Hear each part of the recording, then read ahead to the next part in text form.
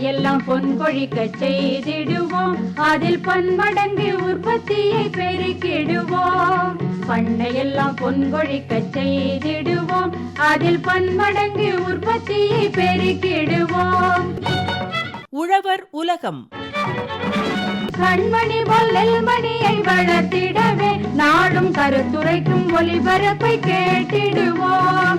கண்மணி போல் நெல்மணியை வளர்த்திடவே நாடும் கருத்துரைக்கும் ஒலிபரப்பை கேட்டிடுவோம். என்ன செம்பருத்தி, 2 நாளா வயல் வேலைக்கு வரவே இல்லையே, என்னாச்சு? எல்லாம் இந்த முழங்கால் வழியால வந்ததுதான். உட்கார்ந்து எழுந்தாலே படக்கு படக்குன்னு சத்தம் வருது. போன வாரம் கை வலிக்குதுன்னு சொன்ன, வாரம் வாரம் புதுசு புதுசா உனக்கு ஏதாவது வந்துருது போலயே. என்ன பண்றது கயலு, எல்லாருக்கும் 60 வயசுல வர்றது எனக்கு 30 வயசுலே வந்துருச்சு. எல்லாம் உடம்புல சத்து இல்லாம வர்றதுதான். நம்ம கோவிந்தம்மா பாட்டிய பாரு, ஆடி மாசம் வந்தா 65 ஆக போகுது. இன்னைக்கும் ஒரு நாள் தவறாம வயல்ல வேலை பாக்குது. நம்மளால கூட அதோட போட்டி போட முடியாது. எல்லாம் சத்தான சாப்பாட்டோட விளைவுதான். நானும் நல்லா தான் சாப்பிடுறேன், இருந்தும் இப்படி பண்ணுது என் உடம்பு. செம்பருத்தி, நம்ம உடம்பு ஆரோக்கியமா இருக்கணும்னா நல்லா சாப்பிட்டா மட்டும் போதாது, நல்லதை தேர்ந்தெடுத்து சாப்பிடணும். அதுல புரதச்சத்து மாதிரி சத்து அதிகமா இருக்கிற மாதிரி எடுத்துக்கணும். அப்படி என்ன உணவை தான் சாப்பிடுறது? உன்னோட உடம்புல இப்படி சத்தே இல்லாம இருக்கிறதுக்கு புரத குறைபாடு தான் காரணம்னு நினைக்கிறேன். அதனால மீன் உணவுகளை நிறைய எடுத்துக்கோ. ஏன் கையில மீன்ல நிறைய புரதம் இருக்கும்? ரொம்ப நிறையவே இருக்கு செம்பருத்தி. அதோட சேர்த்து உடம்புக்கு தேவையான வலுப்படுத்துற இன்னும் பல சத்துக்கள் இருக்கு. அப்படி என்ன சத்தெல்லாம் இருக்கு? அத நான் சொல்றதை விட மனித ஊட்டச்சத்துக்களில் மீன் புரதத்தின் பங்கு பத்தி பொன்னேரி மீன்வள கல்லூரி மற்றும் ஆராய்ச்சி நிலைய உதவி பேராசிரியர் சா தேவதர்ஷினி அவங்க சொல்றத கவனமா கேளு.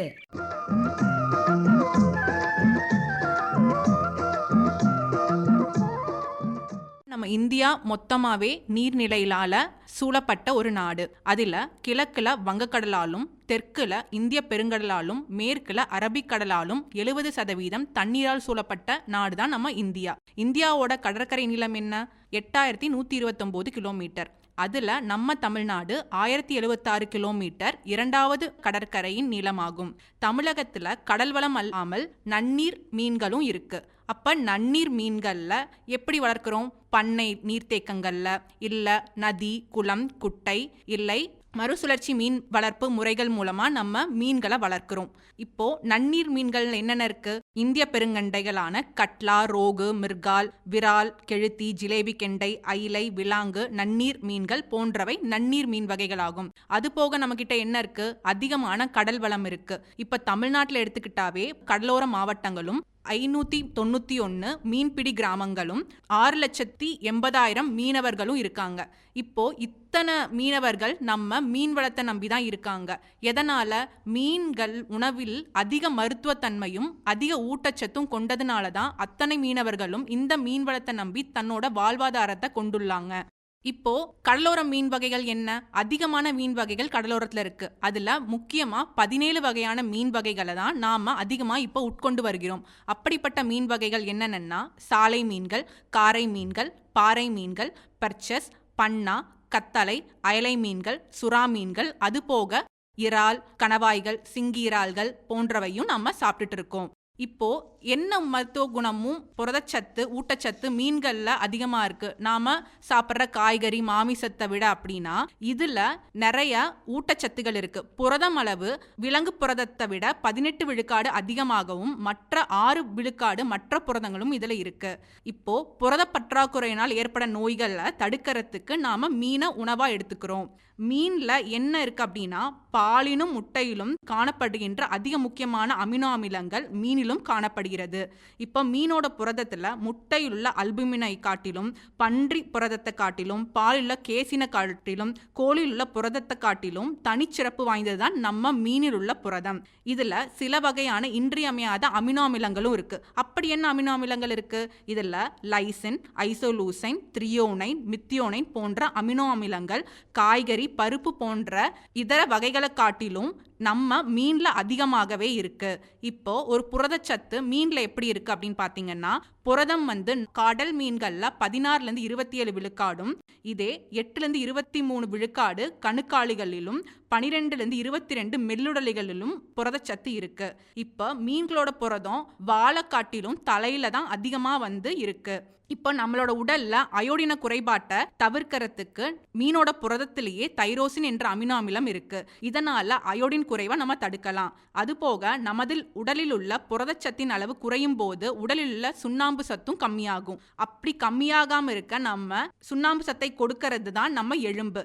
இந்த நிலையை தடுக்கிறதுக்கு மீன் உண்பதை முக்கியமா எடுத்துக்கொள்ளலாம். புரதம் ஒவ்வொரு கடல் உணவுகளிலும் வெவ்வேறாக இருக்கு. அது எப்படி ஒவ்வொரு மீன்லையும் மாறுபடுது அப்படின்னா, அதோட உள்ளினம், வகை, கிடைக்கும் இடங்கள், இனப்பெருக்க நிலைகள் ஆகியவற்றை பொறுத்து அந்த புரதம் ஒவ்வொரு கடல் உணவுகளிலும் வேறுபடுறது. இப்போ புரதத்துல அமினோ அமிலங்கள் இருக்குன்னு சொல்லியிருந்தேன். அதுல முக்கியமான அமினோ அமிலங்கள் என்ன?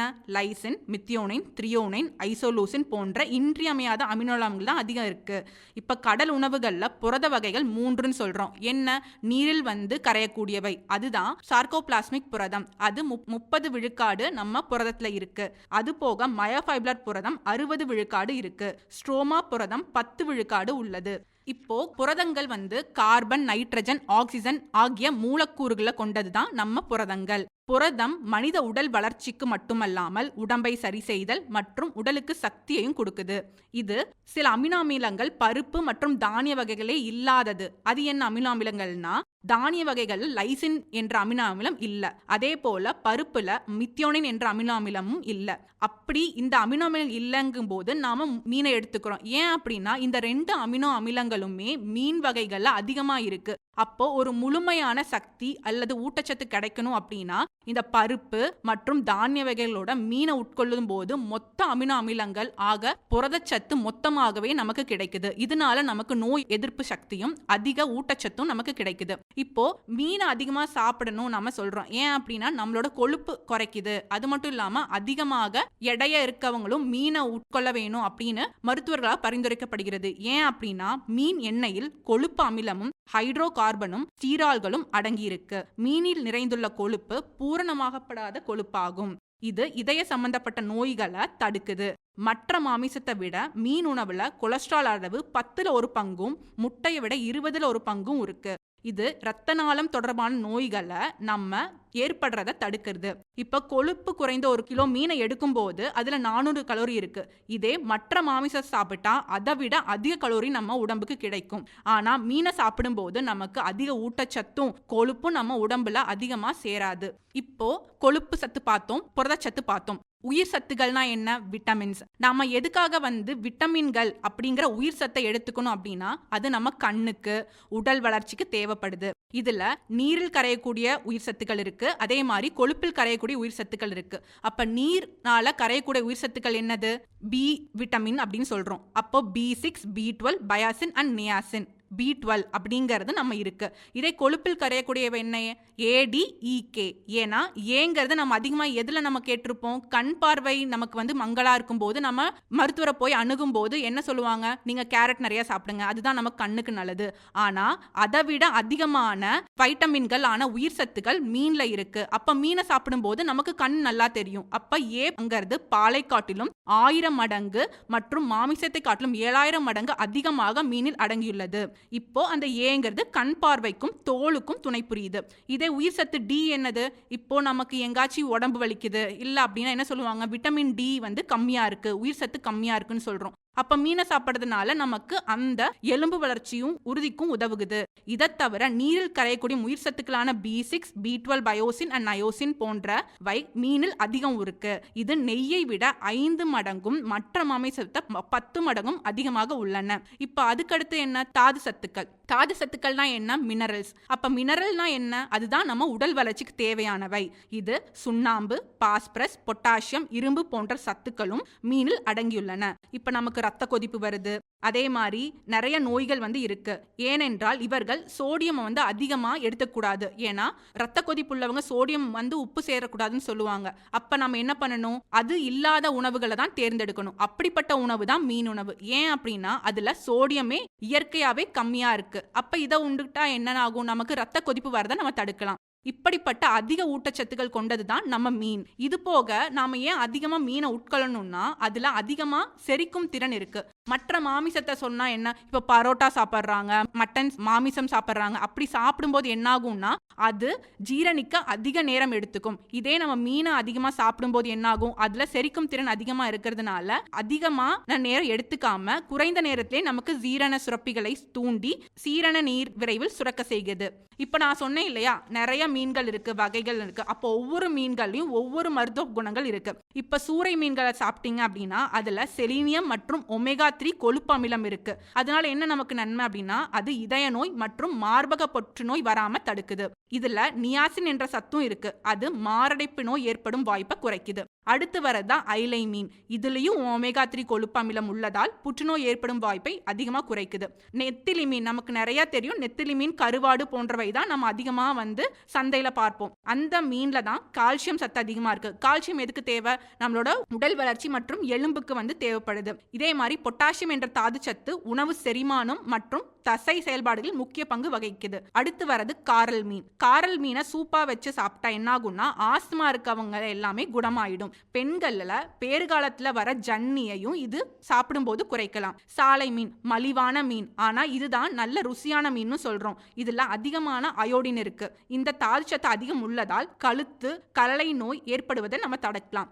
எல்லா மீன்களிலுமே என்ன இருக்கும் அப்படின்னா ஒமேகா-3 கொழுப்பு அமிலம் இருக்கு. இதுதான் ஆஸ்துமாக்கு சிறந்த மருந்தா நம்ம கருதுறோம். வாழை மீன். வாழை மீனை நிறைய கருவாடு தான் போடுவாங்க. அதுல என்ன இருக்கும் அப்படின்னா நம்ம பித்தம் மற்றும் வாதம் ஆகியவற்றை நல்ல இருக்க தூண்டாம இருக்கிறத பார்க்கலாம். சுறா மீன் அப்படின்னா சுறா மீனின் கண்களை சுற்றியுள்ள தசைகள்ல என்ன இருக்குன்னா டோகோஹெக்சனோயிக் ஆசிட் அப்படிங்கிற ஒரு அமிலம் இருக்கு. அது இரத்த குழாய்கள் அதிக கொழுப்பு படிவதை தடுக்குது. இறால் அதிக விலையா இருந்தாலும் இதுல அதிகமான B12 விட்டமின் இருப்பதனால நம்மளோட ரத்த அணுக்கள் உற்பத்தி ஆகிறத அதிகரிக்குது. சிங்கி இறால், இதுலயும் B12 விட்டமின் இருக்கிறதுனால எலும்பு மற்றும் திசு சம்பந்தமான நோய்கள் வராம தடுக்கலாம். இப்போ நம்ம உடம்புல குழந்தைகளா இருக்கட்டும், இல்ல நடுத்தர வயதா இருக்கட்டும், இல்ல முதியோர்களா இருக்கட்டும் மீனை உட்கொள்ளணும். அப்ப அவங்களுக்கு ஏற்படக்கூடிய மருத்துவ பண்புகள் என்னன்னு நம்ம பார்க்கலாம்.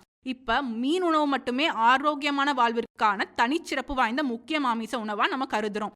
ஏன் அப்படின்னா இது பல்வேறு நோய் மற்றும் குறைபாடுகளை தவிர்க்க நமக்கு உதவுது. ஒரு மனிதனுக்கு ஒரு பட்சம் 1 கிலோ உடல் எடைக்கு நாளொன்றும் 1 கிராம் புரதம் எடுத்துக்கணும்னு சொல்றாங்க. அப்ப வளரும் குழந்தைக்கு 1.4 கிராம் அளவிலும், இதே வளரும் குழந்தைகள் மற்றும் கர்ப்பிணி பெண்கள் எவ்வளவு எடுத்துக்கணும் அப்படின்னு பாத்தீங்கன்னா 15 கிராம் புரதமும், பாலூட்டும் தாய்மார்கள் கூடுதலாக 18 முதல் 25 கிராம் புரதமும் உணவில் சேர்க்க வேண்டும். இது போக நம்ம என்ன சொன்னோம்? ஒமேகா-3 கொழுப்பு அமிலங்கள் அதிகமா இருக்குன்னு சொல்றோம். ஏன் அதை எடுத்துக்கணும் அப்படின்னு சொல்றேன்னா கர்ப்பிணி பெண்களே அந்த ஒமேகா-3 அமிலம் எடுத்துக்கணும்னு சொல்லுவாங்க. ஏன் அப்படின்னா குழந்தைகளோட மூளை வளர்ச்சிக்கு அது உதவும். அப்ப அது போக நல்ல பார்வை திறனும் இவ் அமிலங்கள் கொடுக்குது. இப்போ மீன் உண்ணும் பழக்கம் இரத்த உறைவை குறைப்பதால் இருதய நோய் மற்றும் பக்கவாதம் ஏற்படும் வாய்ப்புகளையும் நம்ம குறைக்கலாம். மீனில் நிறைந்துள்ள ஒமேகா-3 கொழுப்பு அமிலம் குறிப்பாக வாய், உணவு குழாய், பெருங்குடல், கர்ப்பப்பை, மார்பகம் மற்றும் புரோஸ்டேட் ஆகிய பகுதிகளில் புற்றுநோய் ஏற்படும் ஆபத்தை 30-50 விழுக்காடு குறைக்கும்னு சொல்றோம். பெண்கள் கர்ப்ப காலத்துல மீன் உண்ணுவதால் குறை பிரசவத்தை கூட தடுக்க இயலும்.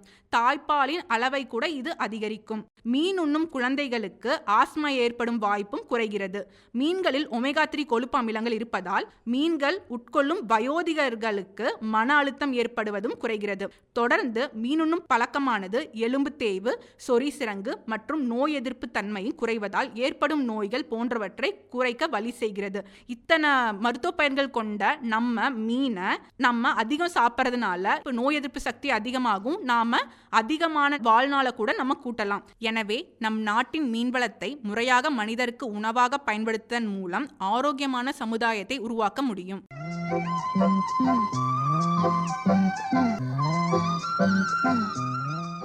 என்ன செம்பருத்தி, மனித ஊட்டச்சத்துக்களில் மீன் புரதத்தின் பங்கு பத்தி பொன்னேரி மீன்வள கல்லூரி மற்றும் ஆராய்ச்சி நிலைய உதவி பேராசிரியர் சா தேவதர்ஷினி அவங்க சொன்னது உனக்கு விளங்குச்சா? சரியா புரிஞ்சுகிட்டேன் கயலு. மீன் உணவுல இவ்ளோ சத்து இருக்குன்னு கேட்கும் போது ஆச்சரியமா இருக்கு. இனிமேலாச்சும் மீன் உணவை வாரம் ஒரு முறையாச்சும் சாப்பிடு, அப்பதான் உடம்பு ஆரோக்கியமா இருக்கும். நான் இருக்கிற நிலைமைக்கு 2 நாளைக்கு ஒரு முறையாச்சும் சாப்பிடணும் கயலு, அப்பதான் உடம்பு தேரும். தாராளமா சாப்பிடலாம்.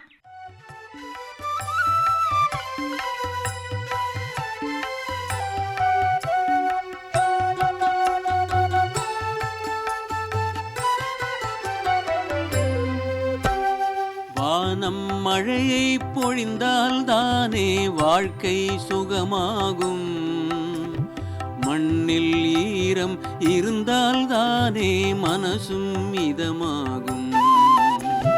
வானம் மழையை பொழிந்தால் தானே வாழ்க்கை சுகமாகும், மண்ணில் ஈரம் இருந்தால் தானே மனசும் இதமாகும்.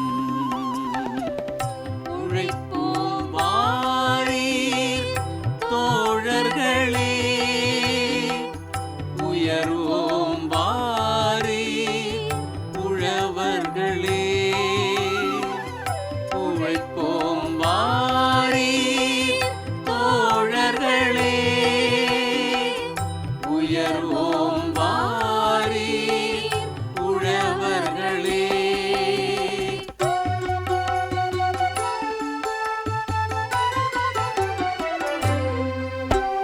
பூமி வளமாயிருந்தால் தானே பயிர்கள் தலை காட்டும், பொறுப்பாய் நாமும் உழைத்தால் தானே புன்னகை முகம் காட்டும்.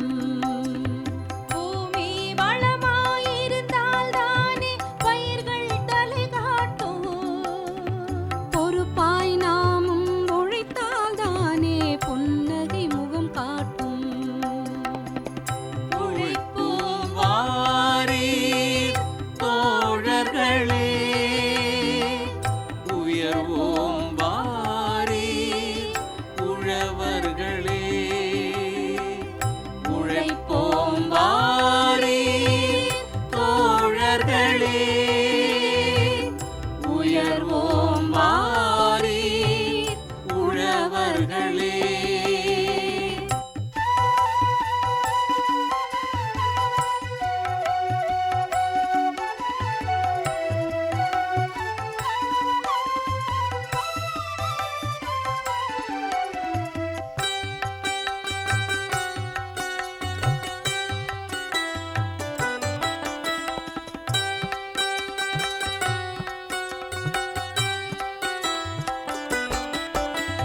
விவசாயத்தை சிறப்பாய் செய்ய பாசனம் அவசியமே, இன்றைய நாளில் மிகவும் முக்கிய தண்ணீர் சிக்கனமே.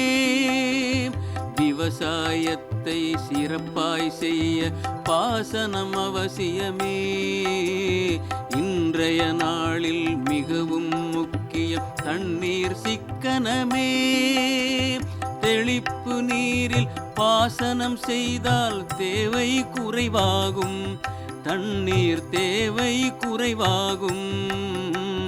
சொட்டு நீரில் பாசனம் செய்தால் களைகள் குறைவாகும், தண்ணீர் செலவும் குறைவாகும். உழைப்போம் வாரீர் தோழர்களே, உயர்வோம் வாரீர் உழவர்களே.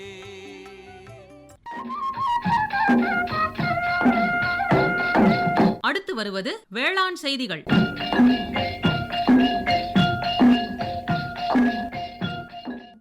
சிறுதானிய பயிர்கள் சாகுபடிக்கான தொழில்நுட்பங்கள்.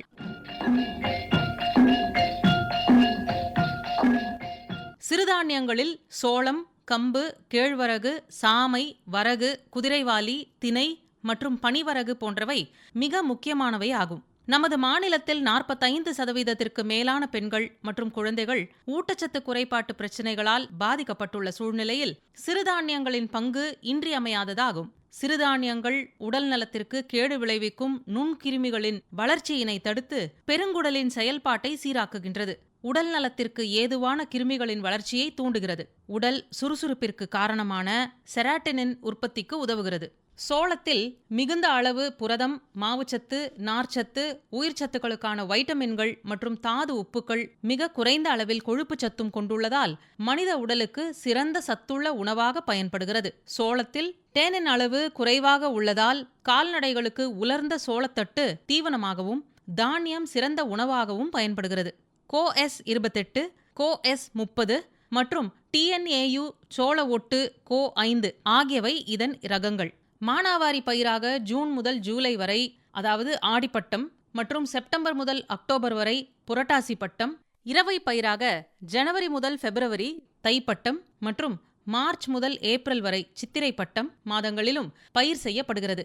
நிலத்தை நன்றாக புழுதி உழவு, அதாவது 3 முறை செய்து களைகள் இல்லாதவாறு செய்ய வேண்டும். நிலத்தை சமன் செய்து 2 மீட்டர் x 2 மீட்டர் அளவில் பாத்திகளில் வரிசைக்கு வரிசை 45 சென்டிமீட்டர் இடைவெளி மற்றும் செடிக்கு செடி 15 சென்டிமீட்டர் இடைவெளி கொடுக்க வேண்டும். மக்கிய தொழு உரம் 12.5 டன் அல்லது மக்கிய தென்னை நார் கழிவுடன் 10 பொட்டலம், அதாவது 1 ஹெக்டேருக்கு 2 கிலோ அசோஸ்பைரலம், மேலும் 10 பொட்டலம், அதாவது ஏக்கருக்கு 2 கிலோ என்ற விகிதத்தில் பாஸ்போபாக்டீரியம் அல்லது 20 பொட்டலம், அதாவது ஹெக்டேருக்கு 4 கிலோ அசோபாஸ் இட வேண்டும். இரவை ஹெக்டேருக்கு 10 கிலோ, ஹெக்டேருக்கு 15 கிலோ மானாவாரி ஆகியவை விதையின் அளவு. மானாவாரியில் 1 ஹெக்டேருக்கு தேவையான விதைகளை 2% பொட்டாசியம் டைஹைட்ரஜன் பாஸ்பேட், அதாவது 1 லிட்டர் தண்ணீரில் 20 கிராம் என்ற விகிதத்தில் இந்த ரசாயனத்தில் 6 மணி நேரம் ஊற வைத்து பிறகு 5 மணி நேரம் நிழலில் உலர்த்தி விதைக்க வேண்டும். விதை கடினப்படுத்துதல் இவ்வாறு மேற்கொள்ளப்படுகிறது. இனி உர நிர்வாகம் எப்படி மேற்கொள்வது என்று பார்க்கலாம். ஹெக்டேருக்கு 90க்கு 45 கிலோ என்ற விகிதத்தில், ஹெக்டேருக்கு மானாவாரி 40க்கு 20 கிலோ என்ற விகிதத்தில் தழை, மணி, சாம்பல் சத்துக்களை இட வேண்டும். விதைத்த 30ஆம் நாள் பயிர் கலைத்து ஒரு களையும் 45ஆம் நாள் மற்றொரு களையும் எடுக்க வேண்டும். சோளம் தனியாக பயிரிடும்போது அட்ரசின் என்ற களைக்கொல்லி, அதாவது ஹெக்டேருக்கு 500 கிராம் மற்றும் சோளத்தோடு ஊடுபயிராக உளுந்து பயிரிடும்போது ஆலக்குளோர் என்ற களைக்கொல்லி மருந்துகளையும் பயன்படுத்தலாம். இவ்வாறு களை நிர்வாகத்தினை மேற்கொள்ளலாம். தைல் டெமட்டான் 25 EC 500 மில்லி அல்லது டைமித்தோயேட் 30 EC 500 மில்லி என்ற அளவில் பூச்சிக்கொல்லி மருந்துகளை 1 ஹெக்டேருக்கு தெளிக்கவும். குயினால்பாஸ் 5% குருணை 15 கிலோ அல்லது போரேட் 10% குருணை 8 கிலோ அல்லது கார்போபியூரான் 3% குருணை 17 கிலோ பூச்சிக்கொல்லியை மணலுடன் கலந்து குருத்தில் இடவும். கதிர் வந்த 3வது மற்றும் 18வது நாளில் கார்பரில் 10% தூள் 25 கிலோ அல்லது மாலத்தியான் 5% தூள் 25 கிலோ, பசலான் 4% தூள் 25 கிலோவை 1 ஹெக்டேருக்கு தூவவும். நனையும் கந்தகம் 3.75 கிலோ அல்லது டைகோபாஸ் 1500 மில்லி 1 ஹெக்டேருக்கு என்ற விகிதத்தில் தெளிக்கவும். கதிர்கள் நன்கு காய்ந்து முற்றிய பிறகு அறுவடை செய்தல் வேண்டும். அறுவடை செய்த கதிர்களை களத்தில் காய வைத்து அடித்து விதைகளை பிரித்தல் வேண்டும். இனி கம்பு பயிர் பற்றி தெரிந்து கொள்ளலாம். கம்பு தானியம் அதிகமான அளவில் ஊட்டச்சத்துக்களை பெற்று உணவுச்சத்து தரத்தில் முதன்மை பெற்று விளங்குகின்றது. மற்ற தானியங்களை விட கம்பு அதிக புரதச்சத்து மட்டுமல்லாது அமினோ அமிலங்களையும் அதிகம் பெற்று தரம் வாய்ந்ததாக விளங்குகின்றது. போதிய அளவு மாவுச்சத்தும் அதிக ருசியை கொடுக்கக்கூடிய விட்டமின்களும் தாது உப்புகளும் இத்தானியத்தில் நிறைந்துள்ளது. CoCU 9 கம்பு வீரிய ஒட்டு, CO9 மற்றும் CO10 ஆகியவை இதன் ரகங்கள். விதை அளவு, விதை நேர்த்தி மற்றும் விதைப்பு முறைகள் பற்றி இப்போது தெரிந்து கொள்ளலாம். 1 ஹெக்டேருக்கு 5 கிலோ விதை தேவைப்படும்.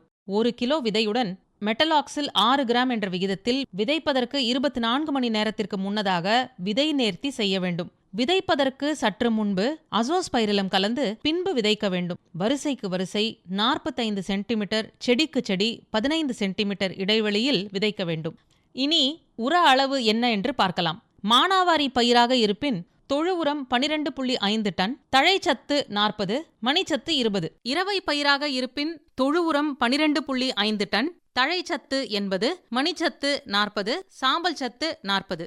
இனி களை நிர்வாகம் எவ்வாறு மேற்கொள்ளலாம் என்பது பற்றி தெரிந்து கொள்வோம். பொதுவாக விதைத்த 15வது மற்றும் 30வது நாளில் களை எடுக்க வேண்டும். நீர்ப்பாசனம் 7 முதல் 10 நாட்களுக்கு ஒருமுறை கொடுக்கவும். குருத்து ஈக்களை கட்டுப்படுத்த 5% வேப்பம் கொட்டைச்சாறு அல்லது 1% நீம் அசால் தெளிக்க வேண்டும். கதிர் நாவாய் பூச்சிகளின் தாக்குதலில் இருந்து பாதுகாக்க 25 கிலோ கார்பரில் 10% தூள் அல்லது மாலத்தியான் 5% தூள் 50% பூவெடுக்கும் சமயத்தில் தூவ வேண்டும். அடிச்சாம்பல் நோயை கட்டுப்படுத்த ஹெக்டேருக்கு 500 கிராம் மெட்டலாக்சில் அல்லது 1000 கிராம் மென்கோசெஃப் தெளிக்க வேண்டும். துரு நோயை கட்டுப்படுத்த ஹெக்டேருக்கு நனையும் கந்தகம் 2.5 கிலோ அல்லது மென்கோசெஃப் 1 கிலோ தெளிக்க வேண்டும். தேவையெனில் 10 நாட்கள் இடைவெளியில் மற்றொரு முறை தெளிக்க வேண்டும். இலைகள் மஞ்சள் நிறமாக மாறி காய்ந்த தோற்றத்தை தரும். தானியங்கள் கடினமாகும். கதிர்களை தனியாக அறுவடை செய்து தட்டையை 1 வாரம் கழித்து வெட்டி நன்கு காய வைத்த பின் சேமிக்கவும். இனி கேழ்வரகு குறித்து பார்க்கலாம். கேழ்வரகினை நாள்தோறும் உணவில் சேர்த்து கொண்டால் சர்க்கரை நோய், இருதய நோய், சுண்ணாம்பு சத்து பற்றாக்குறை போன்ற நோய்களிலிருந்து விடுபடலாம். கேழ்வரகினை நாள்தோறும் உணவில் சேர்த்து கொண்டால் சர்க்கரை நோய், இருதய நோய், சுண்ணாம்பு சத்து பற்றாக்குறை போன்ற நோய்களிலிருந்து விடுபடலாம். கேழ்வரகில் மற்ற தானியங்களை காட்டிலும் சுண்ணாம்பு சத்து அதாவது கால்சியம், இரும்புச்சத்து, புரதச்சத்து, நார்ச்சத்து ஆகியவை அதிகமாக உள்ளது. கோ9, கோ13, கோ ரா 14, கே7, டிஆர்ஒய் பையூர் 1 மற்றும் பையூர் ரா 2 ஆகியவை இதன் ரகங்கள். ஆடி மற்றும் புரட்டாசி பட்டங்களில் கேழ்வரகை மானாவாரி பயிராக பயிரிடலாம். நிலத்தை 2 முறை நன்கு உழவு செய்து பின்பு 3வது உழவில் தொழு உரம் பயன்படுத்தி பயிரிடவும். குலை நோயை கட்டுப்படுத்த 1 கிலோ விதைக்கு 2 கிராம் கார்பன்டசிம் அல்லது 10 கிராம் சூடோமோனாஸ் கலவையை கலந்து விதைக்க வேண்டும். நாற்றாங்கால் முறையில் பயிரிட ஹெக்டேருக்கு 5 கிலோ விதையளவும், நேரடி விதைப்பிற்கு 10 முதல் 15 கிலோ விதையளவும் தேவைப்படுகின்றது. 1 ஹெக்டேர் பயிரிட 12.5 சென்ட் நாற்றாங்கால் தேவைப்படுகிறது. ஒரு குத்துக்கு 17 முதல் 20 நாள்கள் வயதுடைய நாற்றுகளை 2 அல்லது 3 நாற்றுகளை 7.5 சென்டிமீட்டர் இடைவெளியில் நடவு செய்ய வேண்டும். 1 ஹெக்டேர் நிலத்தில் 12.5 டன் மக்கிய தொழு உரத்தை கடைசி உழவின் போது பரப்பி பின்னர் உழ வேண்டும். பொதுவாக மண் பரிசோதனை முடிவுக்கு ஏற்ப சத்துக்களை ஹெக்டேருக்கு முறையே 60க்கு 30, 30 கிலோ என்ற விகிதத்தில் இட வேண்டும். 10 பாக்கெட் அதாவது 2000 கிராம் அசோஸ்பைரிலத்தை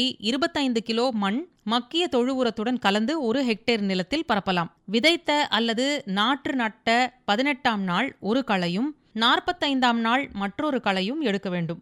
அல்லது 1 ஹெக்டேருக்கு 2 லிட்டர் புட்டாக்ளோர் களைக்கொல்லியை 500 லிட்டர் தண்ணீருடன் கலந்து நாற்று நட்ட 3ஆம் நாள் கைத்தெளிப்பான் கொண்டு தெளிக்க வேண்டும். வெட்டுப்புழுக்களை கட்டுப்படுத்த மாலத்தியான் 50 EC 200 மில்லி தண்ணீரில் கலந்து தெளிக்கவும். தண்டு துளைப்பான்களை கட்டுப்படுத்த தூர்கட்டும் பருவத்திலும் பூக்கும் பருவத்திலும் இப்பூச்சிக்கொல்லியை பயன்படுத்தலாம். வேர் அஸ்வினியை கட்டுப்படுத்த டைமத்தோயாய்டு 0.03% கலவையை வேர் பகுதியில் ஊற்றவும். குலை நோயினை கட்டுப்படுத்த 1 ஹெக்டேருக்கு 500 கிராம் கார்பன்டைசிம் மருந்தினை நட்ட 20 முதல் 45 நாட்களில் நீரில் கலந்து தெளிக்க வேண்டும். செம்புள்ளி நோயை கட்டுப்படுத்த 1 ஹெக்டேருக்கு எடிபென்பாஸ் 500 மில்லி அல்லது மென்கோசெஃப் 1 கிலோ என்ற அளவில் நீருடன் கலந்து தெளிக்க வேண்டும். கதிர்கள் நன்கு காய்ந்து முற்றிய பிறகு குறைந்தது 2 முறையாவது அறுவடை செய்யவும். பின் கதிர்களை களத்தில் காய வைத்து அடித்து விதைகளை பிரித்தெடுக்கவும். பிறகு விதைகளை நன்றாக காய வைத்து சுத்தம் செய்து சேமித்து வைக்க வேண்டும்.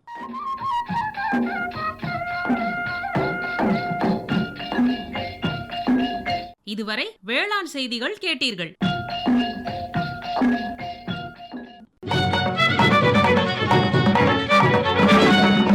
பொருளத்தனையும் விளைத்திடுவோம், நித்தம் உழைப்பால் நில மகளை வணங்கிடுவோம். அமைப்பில் உதவி ஏ. சூரியகுமார். உண்ணும் பொருளத்தனையும் விளைத்திடுவோம், நித்தம் உழைப்பால் நில மகளை வணங்கிடுவோம். அமைப்பு எஸ். முருகேசன். பொட்டலையும் பூம்பொழிலாய் திருத்திடுவோம், அதற்கு புத்தம் புது முறைகளையும் புகுத்திடுவோம். பொட்டலையும் பூம்பொழிலாய் திருத்திடுவோம், அதற்கு புத்தம் புது முறைகளையும் புகுத்திடுவோம். இத்துடன் இன்றைய உழவர் உலகம் நிகழ்ச்சி நிறைவு பெறுகிறது. பட்டி தொட்டி சொர்க்கமாக பாடுபட்டே நம் பாரத சமுதாயத்தை உயர்த்திடுவோம். பட்டி தொட்டி சொர்க்கமாக பாடுபட்டே நம் பாரத சமுதாயத்தை உயர்த்திடுவோம்.